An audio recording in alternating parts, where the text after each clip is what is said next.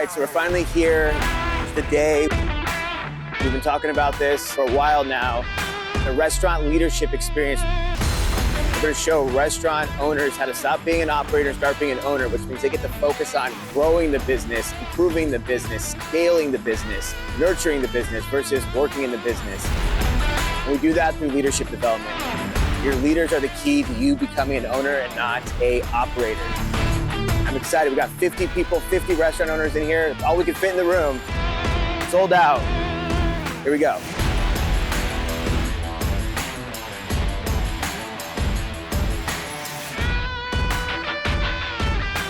I want you to be very honest, very vulnerable, very transparent, right? We're trying to solve problems. We're trying to get to the root of the cause. We're trying to accomplish things. We're trying to make progress. We can't do that if you're not honest with yourself. So go deep when you answer some of these questions. Go deep, okay? Be vulnerable, okay? But first I want to say congrats. You guys took the time to be here and be ahead of the curve, and I absolutely love that. So thank you very much for doing that. I'm thanking you as just someone who just wants to see hospitality be thriving again. And I know everyone in this room knows, if you use yourself as a case study, that hospitality is in a bad state, right? No matter what you do, it's a restaurant, it's your bank, it's an airline, doesn't matter. 9 times out of 10, when you're dealing with someone, you're like, I just hope they don't give me crap. Right? I want to ask them for a favor while I'm doing a business transaction for them, and I'm hoping they don't just put me in a bad mood or start an argument with me. And so that's what we want to revitalize. Hospitality is dead. Now, the good news is,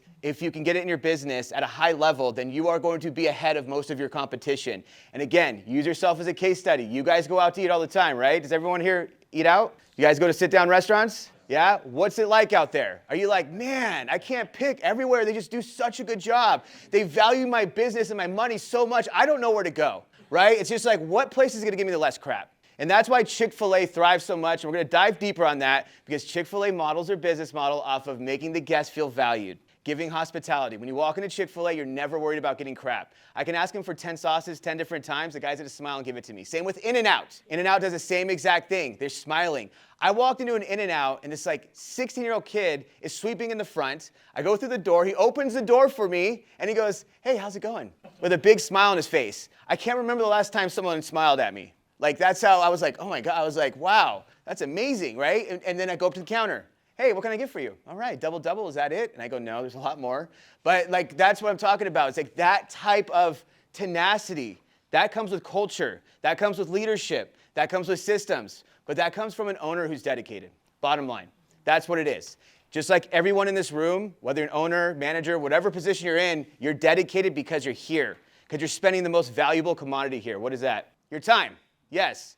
And we're going to make sure we honor that time by giving you as much information. Again, please freaking take notes all the time. I'm going to look at everyone's paper. I want to see these white pieces of paper. I want to see this thing front and back. I want people raising their hands saying, I need another piece of paper, please. I ran out of room. That's what I want. Take notes. What I do, I take notes. I draw a line down the middle. I write down the note and how I can implement it into my business. How can I take action with that note? But fill this out. What do you want most from today? Magic wand. What do I want from today? What's my biggest professional win so far? Be honest, think about it, dive a little deep. What's my biggest professional win so far? And one leadership skill I want to improve on. So start writing that out, filling it out. Again, be honest, dig deep. So I wanted to let you know every stage matters here. Everything we teach you applies to every stage. So whether you're new, whether you're in growth mode, stagnant mode, or you're declining, whatever mode you're in, whatever stage you're in, doesn't matter. All of this stuff applies to you, right?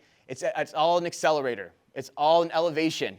So no matter where you're at, you will have value from this, and it all applies to you. There's no one in this room who wouldn't benefit from taking Jason and Tyler's advice. There's no one in this room that wouldn't benefit. Write down one goal you want to accomplish right now. You can write that down and I want from today. And then on page 2, one of my most recent failures. Now we're going to get a little bit honest, right? What's one of my most recent failures? What's my biggest obstacle, my biggest hurdle? It could be anything. And one leadership skill I want to improve on. So this is really important. We're going to get into this a little bit more, but what are my recent failures? And that's something we should be talking about a lot. What are our failures? And not in a bad way, but you should have that conversation with your team, right? In a positive, conducive, constructive way. When you have a manager meeting at the end of the week, which everyone here has manager meetings, right, once a week. Hey, great job. What's one thing you failed at? This isn't a freaking, like, I'm not here to give you a hard time. I'm not here to get you in trouble. I'm asking you, what was one of your failures? Well, I yelled at an employee. I handled a guest wrong. I came in late, right? I was lazy one day. And let's talk it through, right? How do we improve that? Where did that come from? And how can we get better at it? But you should be talking about failures as well.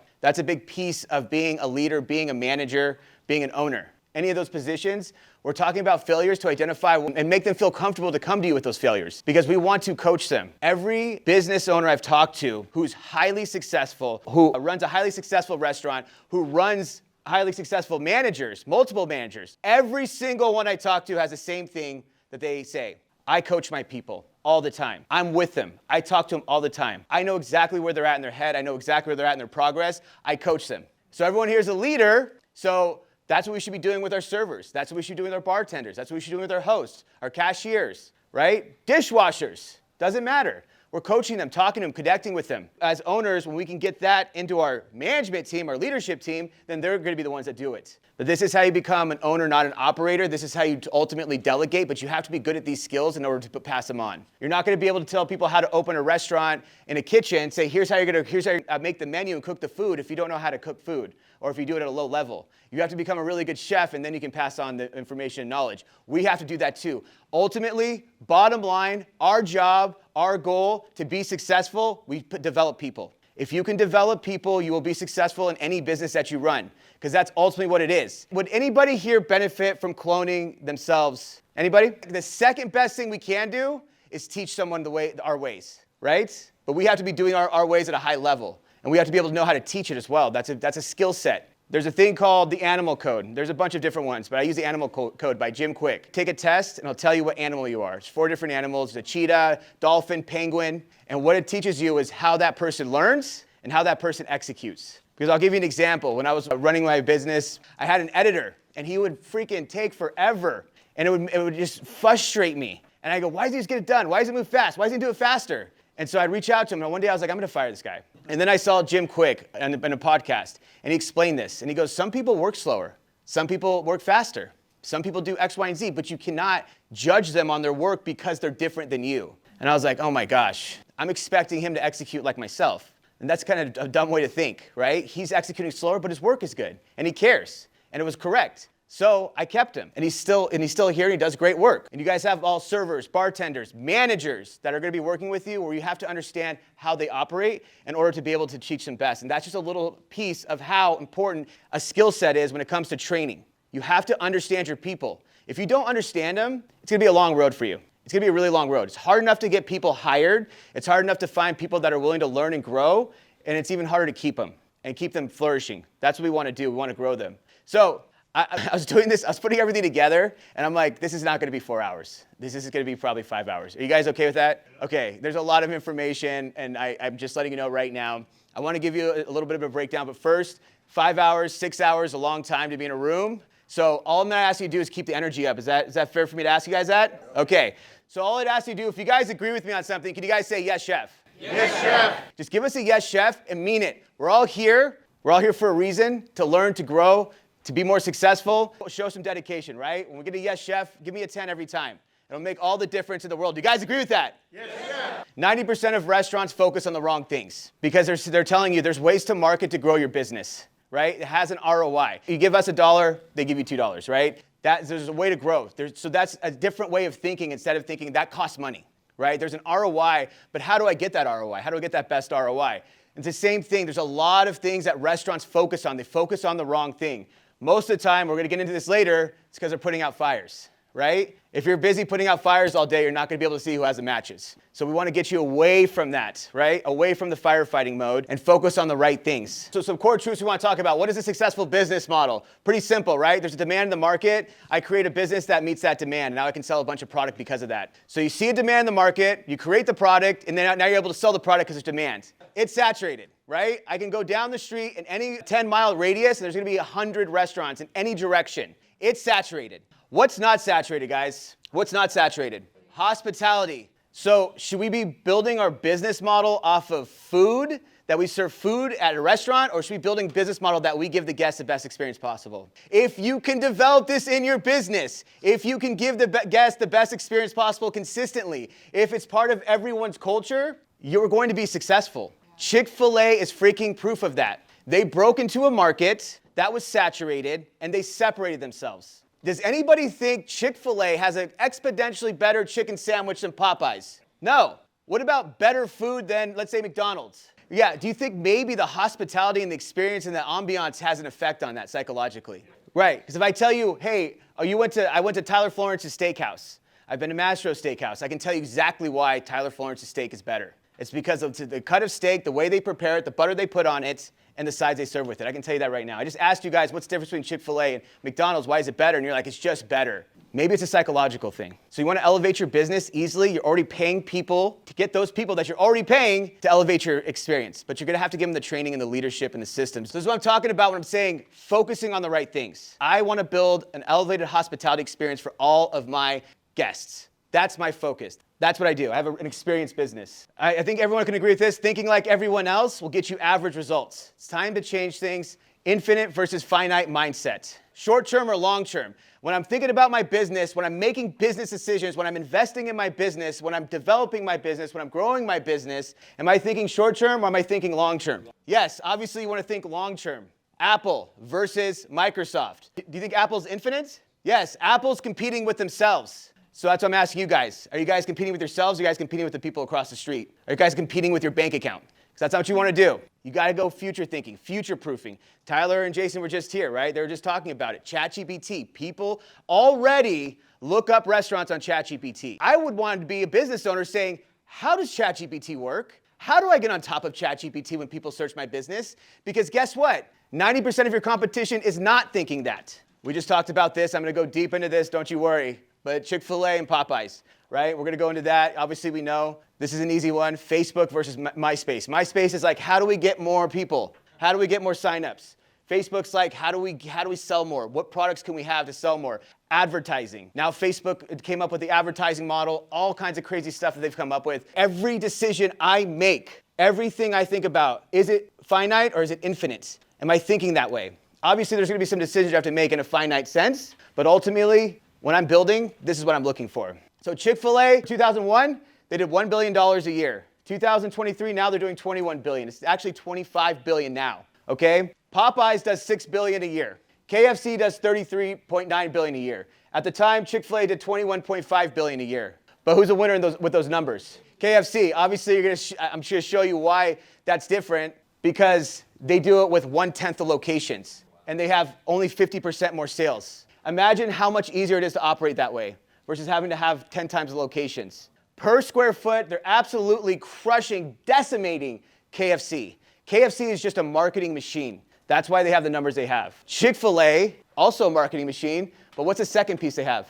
Hospitality, guest retention. They have those two things. KFC is just like, get in the door, we'll be the proposition, we'll have the sales, we'll have the lower prices, and Chick-fil-A is like, we'll just give you the best experience possible. How about that? We'll make you feel valued. We'll make our guests feel valued. We'll make our employees feel valued. We'll make our leadership feel valued. So they're doing these numbers, and they're closed 1 day a week out of every single week. And they're still crushing them like that. 2001, Chick-fil-A hired the Ritz-Carlton to build their training systems and leadership. They went to the Ritz-Carlton and said, can you do it? They said yes. Do you think it was inexpensive? No. Do you think it was a quick fix? No. It was years of development. They invested a lot of money in it. Everyone said they were crazy. It makes no sense. McDonald's doesn't need that. All these other fast food QSR places don't need that. Why would anybody need a Ritz-Carlton experience at a fast food place, at a QSR? Infinite. They're thinking about the future. They're thinking about forever. They're thinking about brand value down the road. They're thinking about their great grandkids. That's what they did, and everyone else told them they were crazy. Everyone else told them they were wrong, but they still did it. They invested. Now it's paying off.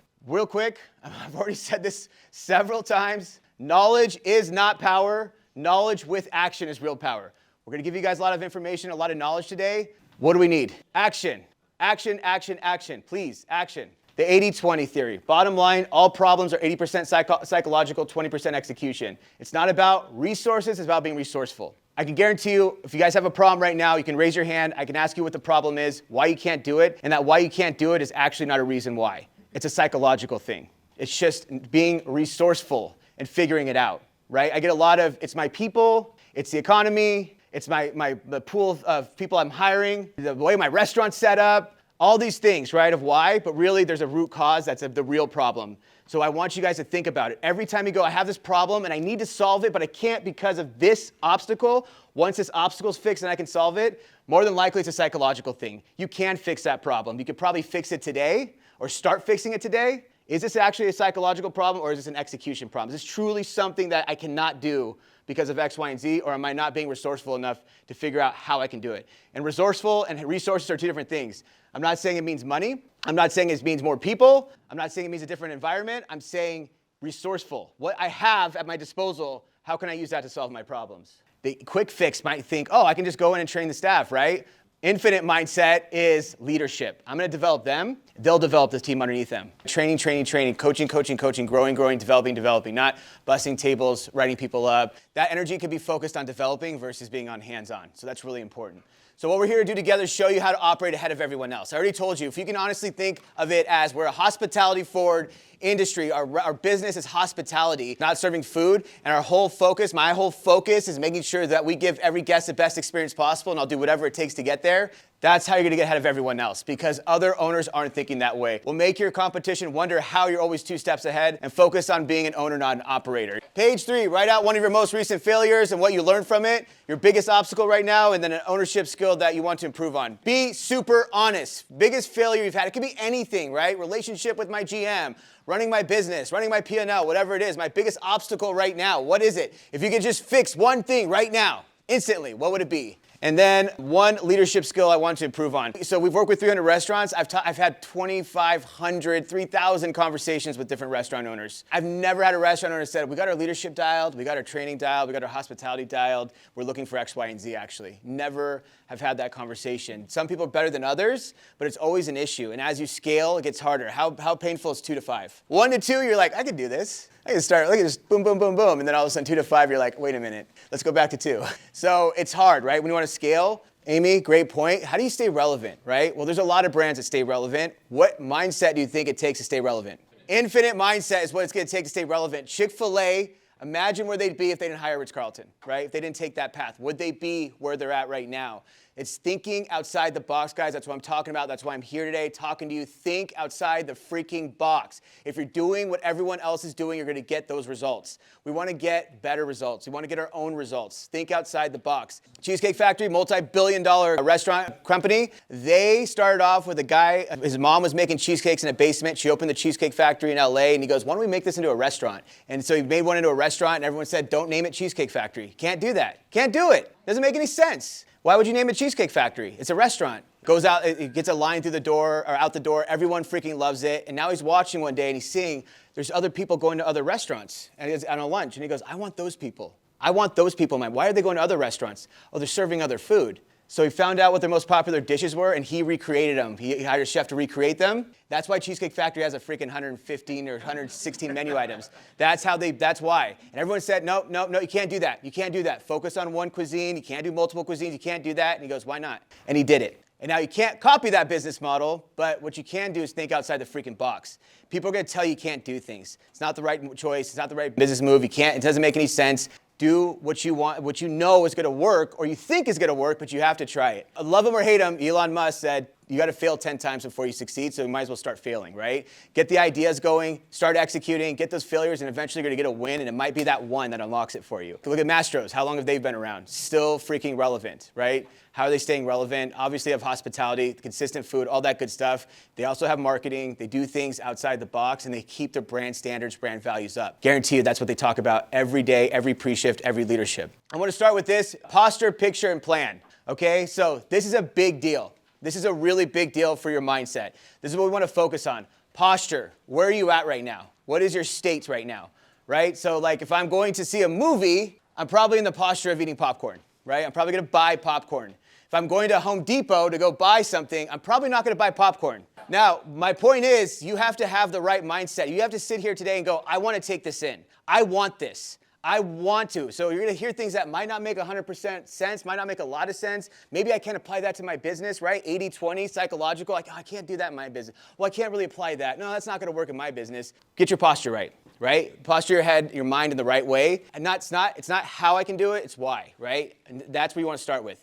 I can do it. Now I can figure out the how. But you have to believe that you can do it. If you stop an idea and say, I can't because X, Y, and Z, you're letting limited beliefs stunt your growth, right? You're taking no from an answer from yourself. So stay ahead, posture, picture, don't have preconceived notions. Because something didn't work in the past does not mean it won't work in the future, right? Maybe you didn't do it right. Maybe you had the wrong team. Maybe you had the wrong X, Y, and Z. It doesn't matter, but don't let preconceived notions get ahead of you. So have the right posture today, have the right picture, and then we'll give you the right plan. The wrong mindset kills more restaurants than the economy ever has. And this is the truth, right? Restaurant goes out of business, well, it's because of the economy. Well, it's because that restaurant opened up across the street. Food prices went up, labor went up, that's why. But how many restaurants have survived that? Here's our money makers, guys. Take notes, fill this out. Don't skip on it, don't sleep on this. This is why you're here. This is why you're dedicating your precious time, is to get these things done. If anybody tells me I have hospitality dialed in, see me after class, I'm looking to hire. First of all, you want to start with standards through adversity.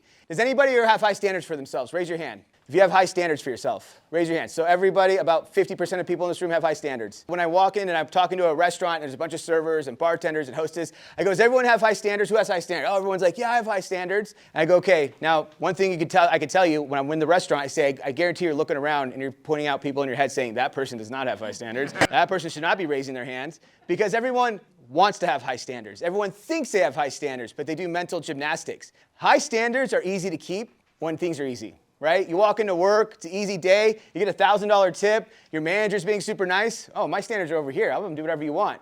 But when it's hard, when you come in, short-staffed, difficult guest, manager's on top of you, you're sick, whatever it is, that's when it becomes difficult. Those who can keep their standards up through adversity are the true people that have high standards. Those who say it's so freaking difficult, but I am not skipping a step, I'm not skipping a beat, I'm not cutting a corner, those are the people with high standards. We want to teach our staff that. Do you have high standards? Can you hold them up through adversity? We want to talk about the basics, right? Here's the basics of hospitality. Here's the pieces, the little tiny things here and there that you can do. Simple stuff, smiling, eye contact, right? Communication, tonality, body language. All of that stuff is simple, basic stuff of hospitality that we can teach. Connections. We use a 3-step method of how to connect with the guest, right? But those are important too. How do you connect with the guest, right? Instead of being an order taker, how do you find out and learn a little bit more about them? There's a saying, which I totally agree with, the quality of your life comes down to the quality of your questions. I agree with that 100%. We have to be asking our guests questions. We have to find out more about them, see what makes them tick. Because if you can do that, A, you build loyalty, B, you're gonna know how to sell them better. I can upsell to someone way better at a table if I know what they like, if I know what they're into, why they're here,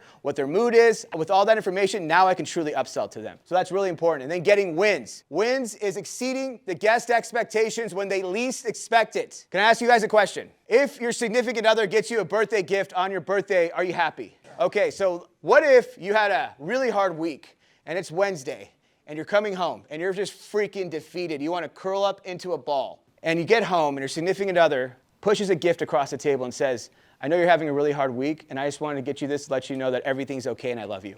Would you guys appreciate that? Yes, sir. Would you guys appreciate that more than your birthday gift? Would you appreciate it more even if the birthday gift was more expensive? All the women are like, wait, what are we talking about here? What's the price difference? Would you guys really appreciate it more? Give me a yes, chef, if you appreciate it more. Yes, chef.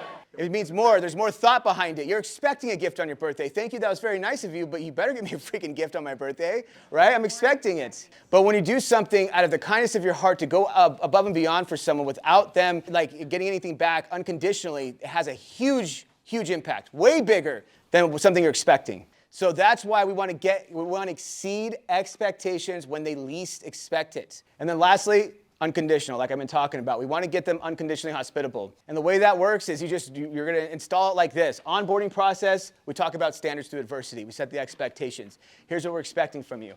Orientation, we can teach them the basics. That's easy, right? Hey guys, smile, eye contact, body language, tonality. We work with the processes and the systems and the training to show you how to do that. The training process, we're actually going to show you how to make connections with guests. We're going to show you, lead by example, a simple 3-step process to connect with any guest. Well, I'm shy. Well, I don't have that personality. I'm not outgoing. No problem at all. Do these 3 steps, you're going to connect with the guest, almost guaranteed. It's going to be hard not to connect with guests. And then ongoing training. How do we do ongoing training? What's our secret weapon? Pre-shifts, daily masterminds. That's our secret weapon. Ongoing training, we're going to show them how to get wins. And we're going to make sure they get wins. And we're going to motivate them to get wins. We're going to make it part of the culture. And then unconditional hospitality, we lead by example. We talk about it all the time, but we actually do it. We lead. They go, man, you ever work with someone where you're like, why are they always in such a good mood? You ever work with someone like that? What is their secret? They're always in a freaking good mood. They're always happy. They're always nice. So, and it's infectious, right? I want to work around with that person. I want to work around more. I'm more motivated. I'm in a better mood when I'm around them. We have to do the same thing, unconditional hospitality. And then we use accountability to continuously reinforce and reinstate. We use accountability. If they start not doing these things, start choosing not to do them after we've systematized them and asked them not to do it, then there's going to be a problem. If they know there's accountability, they're going to do it. If they're not willing to do it, then I don't know if I want them working in my restaurant. If you're not willing to go above and beyond for the guests, and we gave you all the tools to do it, we've given you all the support to do it, and you're just choosing not to do it, I don't know if I want you working in my restaurant. I don't think it's a good fit, and I don't think it's a good fit for either one of us, right? You're going to be going against the grain here the whole time. Remember, A players don't want to work with C players. We got to get that C player out of here. C stands for cancer. And we just keep going, keep going, keep going. Really important when you're doing the hiring process, right? You want to really talk about your team this way, and you want to think about your goals this way, right? It's not my goals, it's the company goals. It's my goals plus the company goals. You want to share them and align with them, win together, right? So you want to know what their goals are and show them how it aligns with your goals. What I do with servers all the time, I'll say big problem with servers, right? Oh, this is a stepping stone job, right? This is not my final destination, so I don't have full buy-in. Or you have a seasonal staff, whatever it is. What I tell servers is this. I always ask them, I go, what do you want to do? What is your goal? Oh, I want to be an accountant. Awesome. Can I ask you a question? If you want to be an accountant, what are you looking for? Are you looking to make like the minimum amount an accountant makes? Are you trying to make the most money as an accountant? What's your goal? Oh, I want to make the most money as an accountant. Oh, okay, awesome. Well, what do you think you'd have to do to get there, to make the most money? Work hard, study hard? Yes. I'm going to tell you a really honest truth right now. Working hard work is a muscle. You build it. You don't just decide you want to work hard.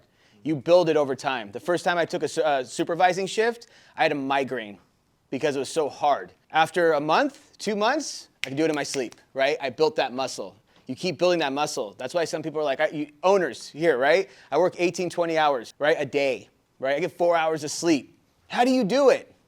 Practice. I've been doing it a long time. Do it after a while, it starts to seem normal. Seems easy. Seems like the run. That's what hard work is. If you're serious about being an accountant and making money, I'm going to tell you this right now. And this is really important for you to understand. You're telling your server this. You have to develop yourself now. Every day you walk into this door, or whatever job you take after this, you're building yourself up or building yourself down. You're building good habits or building bad habits. Completely up to you, but you're doing it one way or another. You can do all the mental gymnastics you want. Tell yourself that this is just a part-time job. Tell yourself that this job doesn't matter, but it does because it's not about this job. It's about you. I want you to have infinite mindset thinking because there's something much bigger at play. You're building yourself down, committing yourself to a paycheck-to-paycheck mentality when you say to yourself, this is just a job. This is not just a job. This is about you building yourself up. Now, what I want to do is give you the tools to build yourself up. I'll teach you things you've never learned before, and I'll get you ready for that accounting position because I can guarantee you this. When you go into that accounting job, you're going to be competing with people that have been working hard their whole lives, that have this mentality, that had a serving job, but they busted their ass every single day because they were trying to be the best in their room, so that way they can be the best in their room when they're an accountant. And you're going to be competing with them. Are you going to be prepared for that? Do you want to be prepared for that? Because it starts here with you right now. I'm not talking smack. I own a business. I make X amount of dollars. I'm here to support you and get you on that path too so you're as successful as humanly possible. Are you willing to make that commitment with me? Yeah, okay, awesome. Is everyone going to respond to that? No. But the people that will, if you got a 20% increase in productivity from people in your business, that's a huge jump of commitment and buy-in. So that's why it's important to make sure your goals, their goals, and the company goals align, right? Because they understand they're not just working for a paycheck, and they're working for something bigger, and they're willing to commit with you and fight with you on that, you're going to get ultimate buy-in. And that's what I want you guys to focus on. Do you guys think you can have that conversation? Yes. Does anybody think they can't? Because I would love to, I want to talk you through it. I'm being honest. Okay, because I go and talk to restaurants multiple times a month. I'm sitting in front of servers, right? Right now, you guys are owners. Because you guys have a goal, we have aligned goals, right? But when you're talking to a server and a hostess who have no buy-in, a busser, when I'm talking to them, it's a lot more difficult. But that message always resonates with them, right? Because all of a sudden, you're connecting your goals with their goals. All right, daily masterminds. This is the secret sauce. This is your secret weapon. Again, this is what's going to get you ahead of your competition. I talk to restaurants all the time. You guys do daily pre-shifts? Yeah, we do. Do you do them consistently? We try to do them consistently. Okay, fail. Right away, fail. You're missing your biggest secret weapon. This is how you do continuous ongoing training. This is what it looks like. This is how you keep them motivated. This is how you keep them on game. And what I recommend is that you have a daily mastermind. I call it a mastermind. A daily mastermind with every employee every day. No employee gets past it. And if you have staggered in times, what I would do as a manager, I spend 4 minutes with each in time. 4 p.m., 5 p.m., 6 p.m. We're having our own daily mastermind. And the reason for that is because I want their full attention. I don't want them to have a table to worry about. I don't want to have them to run food. I don't want them to be distracted. I want their full attention. And they're all standing up. No one's doing side work. There's absolutely no phones, and we're interacting. I'm going to ask you a question. When's the last time you got a win with a guest? When's the last time you got a win with a guest? What do you do when you drop off food and you passion sell? Sell me the salmon right now, please. Everyone's on. Now when they walk into that pre-shift, it's not just like I'm going to stand there until they stop talking and I'm going to smile really big. They're going to call me. Preston's going to call me, so I better be prepared. I don't want to look stupid. So I'm laser focused on what he's saying.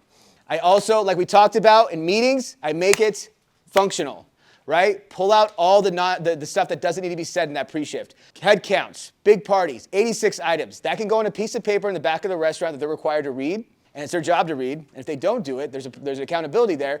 What we're going to do is training. What we're going to do is motivation. What we're going to do is reinforcements. That's what we're doing in these daily masterminds. So if you guys are serious about it, you have to do it. Must be high energy, must be consistent. Again, 80-20, right? Oh, I can't do it. My managers aren't bought in. My manager won't do it. My manager doesn't have that kind of energy. You can train them to have the energy. You can train them. How are you going to train them? Lead by example. Be in the pre-shift. Watch them, right? Jump into pre-shifts and watch them do it. You gotta have energy. You gotta talk a little bit loud. Put a little bit of bass in your tone, right? Get excited. Get them motivated. Eye contact, interacting. You have to do it though. This is part of the job. I'm requiring it. Do you understand that? You have to break out of that shell. Who here has heard of the lobster theory? When a lobster has to shed its shell, the way it knows is because it gets really uncomfortable in its shell because it's growing. So it goes underneath a little dark cave in the ocean, sheds its shell where it's safe, and then it has a new one. The point of that is that when the lobster knows it's growing, it gets uncomfortable. When you're growing, you're getting uncomfortable. When you walk into this room with a bunch of other restaurant owners, little uncomfortability, right? No one's like, oh, I'm super comfortable right now. Little uncomfortability, new faces, new area, but you're here. And that's growth. You're growing. When you're talking to your employees, reinforcing these things, saying things you're not normally saying, enforcing things you're not normally enforcing, that's you growing as an owner. And then you're going to see your leadership team grow too, because you're going to make sure that they're going to do the things that they don't want to do or they're not comfortable doing. What do you think the top 3 reasons people leave a restaurant or leave a job? Number 1, leadership. Number 2, poor training. Number 3, lack of growth. Good job. Lack of growth. Lack of growth. That's why I tell people, we can't find good people. We can't keep good people. Does everyone agree that you should know your numbers in your business? Does everyone know their numbers in their business? Okay, I appreciate that. That's the truth. But it's amazing because it's literally controlling your money. You can see where your money's going when you can control it, when you have those optics. That's the most important thing. Where is my money going and how can I make sure it goes to the right places or better places? How can I make sure it's not getting wasted? How can I protect my money? Well, one thing you should do is accounting on employee turnover. How much does it cost me to get a new server? How much does it cost me to train a new manager? How much does it cost me to train a new GM? Now, how many GMs, managers, and servers have I gone through in the last year? Add that up. Holy crap, I could have bought a new car, right? My house payments would have been made this year, just from those 3 things alone. I always ask people, if you can dial in leadership, if you can dial in training, if you can dial in growth, your employee turnover rate plummets dramatically. But you have to get those 3 things down. Growth is the hardest one in my opinion, but to make people feel grow, you have to coach them. And with that, they feel growth. With that, they get better at things you ask them to do. Things, I can't do that shit. There's no way. I don't know how to do that. All of a sudden, they're mastering it. Hey, wait a minute. I can do things I didn't realize I could do just by applying myself. They're growing. They feel more accomplished. That's how Chick-fil-A keeps their employees. Chick-fil-A does not pay. They do pay over average, not by much. Look at it. What do? Proper leadership, making sure their staff feels growth, even if they're a 16-year-old kid. I'm going to make you feel growth. Hospitality mindset. How do I teach hospitality mindset? A lot of times the problem is people are like, I use an iceberg, right? They always try to teach hospitality right here instead of trying to understand that hospitality comes from here. So a lot of times it's like, hey, treat them like they're your friends and family. Treat them like they're your loved one. Treat them like a grandma. Treat them like they're your best friend. Treat them like they're at your home. All these ideas and throwing these things out and try and do this and try and do that. Really, we have to create that mindset. And just like I told you today when I went over that example where I'm like, hey, if you want to be the best accountant, here's what you need to do, right? We want to tether hospitality with their beliefs, and that's really important. This is high-level stuff, but it works. I've never worked with a single restaurant or talked to a single restaurant owner who said, we have hospitality dialed in. All of our staff gets it. There's very few restaurants that have it, so it takes this type of work. So hospitality is for everyone. I hate that analogy, like you either have it or you don't. I don't believe that. I believe some people are better at it than others, but hospitality is innate in everyone. I'm gonna ask you guys a question. If you guys are dating someone and they're coming to your house for the first time and you're cooking them dinner, what are you gonna do? Clean your house. What else? Set the table. What else, guys? Light a candle. If your apartment just has this odor, yes, light a candle. Greet him with a smile. Greet him with a smile. Guys, that's all the things you're going to do. Ladies, are you going to have a hairbrush with a bunch of hair in it sitting on the counter of your bathroom? We're going to start doing things we don't normally do, and only for one reason, right? We want them to have the best experience. That's it. I just want to make sure they have the best experience. I want to make sure they leave happy. I want to wow them. That's why I'm doing it. So everyone has hospitality innately. It's us unlocking it in our employees, and that's what it's all about. So unconditional hospitality is a life skill, not just a service skill. I always tell people this. If you can learn to be hospitable naturally, then you're going to be able to unlock things in your personal life too, because it's a skill set, and it's something that makes you better. And hospitality is selfless. That's what we want to sell, right? It's selfless. And we want to teach unconditional hospitality. That's a part of our culture. That's what we talk about when we hire people, and that's also what we talk about when we're training people. And that's what we're doing on the floor. It is selfless, meaning unconditional. Does anybody know what unconditional means? You do it because you love them. You're not expecting anything in return.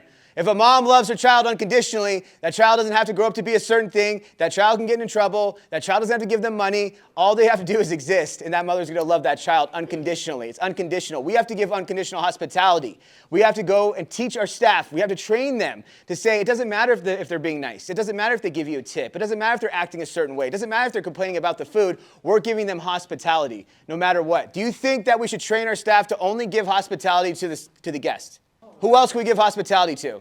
Each other, our team, the leadership, the ownership, right? We should be giving hospitality to everyone. That means that I'm going to be unconditionally hospitable to my coworker no matter what. If they decide to be lazy or not run my drinks when I ran their drinks, or they don't pick up a shift when I picked up their shift, it doesn't matter. My job is to come in as a professional and give unconditional hospitality to the guest, unconditional hospitality to my coworkers, and unconditional hospitality to my leadership team. These things are important. If you can instill this in your staff, then you're going to be able to do it. Now, this is a big undertaking you're probably thinking, and I want to recommend thinking about 80-20. 80-20, 80-20. This is all psychological. You can do this. And then you have to break it down to the 10 cents, right? 10 cents, 10 cents, 10 cents. If you're trying to sell them an idea that's $13,000, they're going to be like, yo, whoa, wait, what the heck are you talking? No, what is this unconditional? What?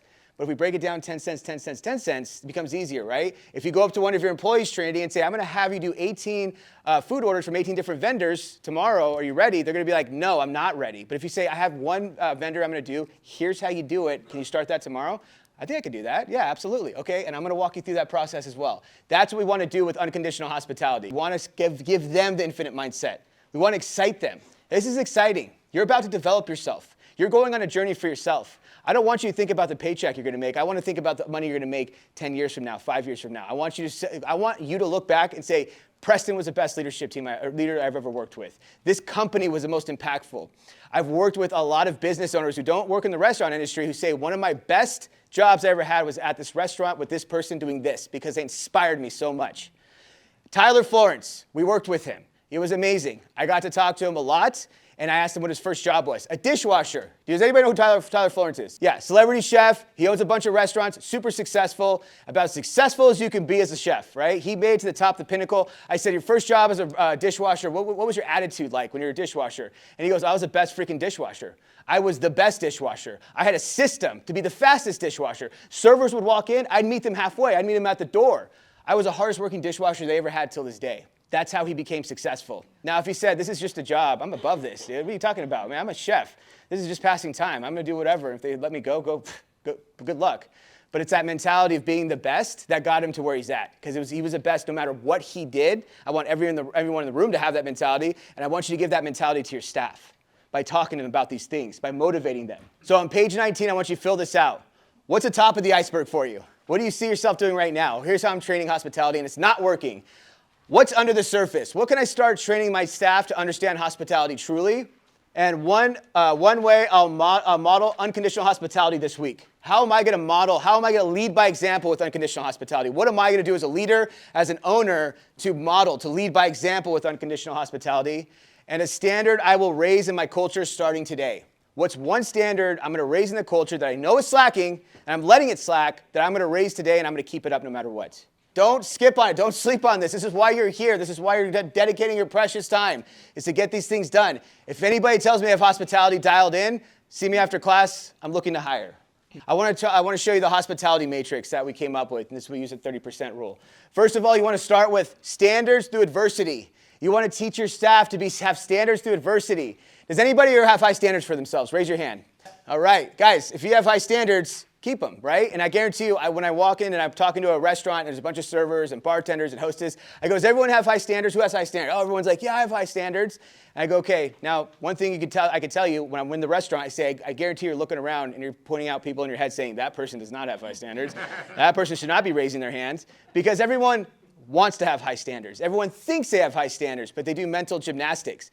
High standards are easy to keep when things are easy. Right? You walk into work, it's an easy day, you get a $1,000 tip, your manager's being super nice. Oh, my standards are over here. I'm going to do whatever you want.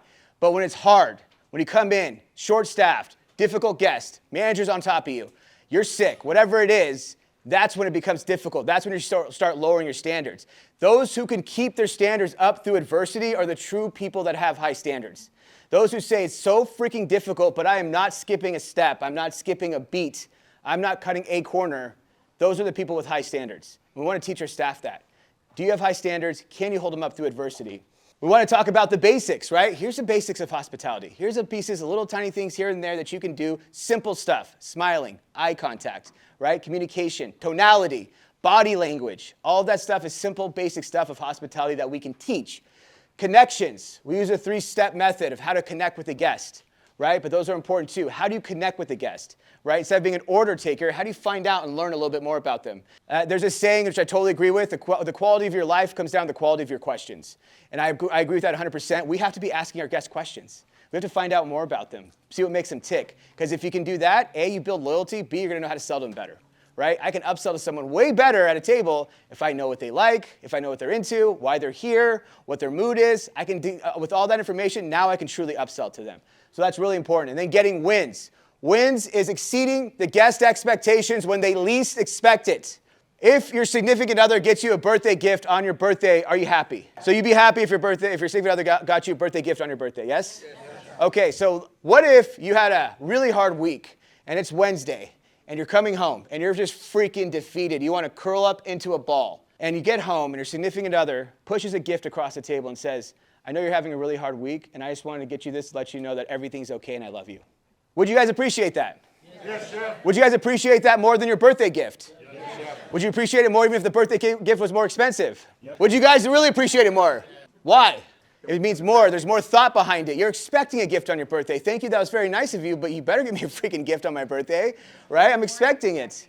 But when you do something out of the kindness of your heart to go above and beyond for someone without them getting anything back unconditionally, it has a huge, huge impact, way bigger than something you're expecting. So that's why we want to exceed expectations when they least expect it. That's where we get creative and clever. And then lastly, unconditional, like I've been talking about. We want to get them unconditionally hospitable. And the way that works is you're going to install it like this. Onboarding process, we talk about standards through adversity. We set the expectations. Here's what we're expecting from you. Orientation, we can teach them the basics. That's easy, right? Hey guys, smile, eye contact, body language, tonality. We work with the processes and the systems and the training to show you how to do that. The training process, we're actually going to show you how to make connections with guests. We're going to show you, lead by example, a simple 3-step process to connect with any guest. Well, I'm shy. Well, I don't have that personality. I'm not outgoing. No problem at all. Do these 3 steps, you're going to connect with the guest, almost guaranteed. It's going to be hard not to connect with guests. And then ongoing training. How do we do ongoing training? What's our secret weapon? Pre-shifts, daily masterminds. That's our secret weapon. Ongoing training, we're going to show them how to get wins. And we're going to make sure they get wins. And we're going to motivate them to get wins. We're going to make it part of the culture. And then unconditional hospitality, we lead by example. We talk about it all the time, but we actually do it. We lead. They go, man, if you ever work with someone where you're like, why are they always in such a good mood? And you're like, what the hell? What is their secret? They're always in a freaking good mood. They're always happy. They're always nice. So, and it's infectious, right? I want to work around with that person. I want to work around them more. I'm more motivated. I'm in a better mood when I'm around them. We have to do the same thing, unconditional hospitality. And then we use accountability to continuously reinforce and reinstate, Reinforce and reinstate. We use accountability. If they start not doing these things, start choosing not to do them after we've systematized them and asked them not to do it, then there's gonna be a problem. If they know there's accountability, they're gonna do it. If they're not willing to do it, then I don't know if I want them working in my restaurant.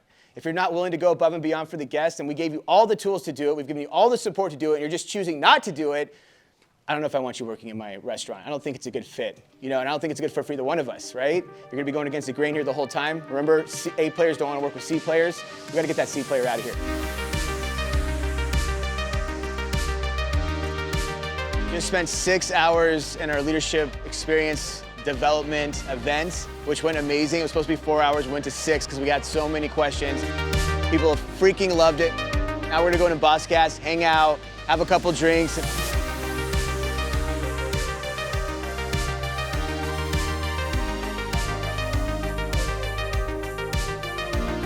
you think you'll do something like this again? Yeah, absolutely. We're gonna try and do it once a month. Oh, really? Yeah. Reach out in the community. Ask freaking questions. I will. I'm serious. I will. Take advantage. Thank you again. Oh my God, thank you. It was so nice meeting you. It was really great.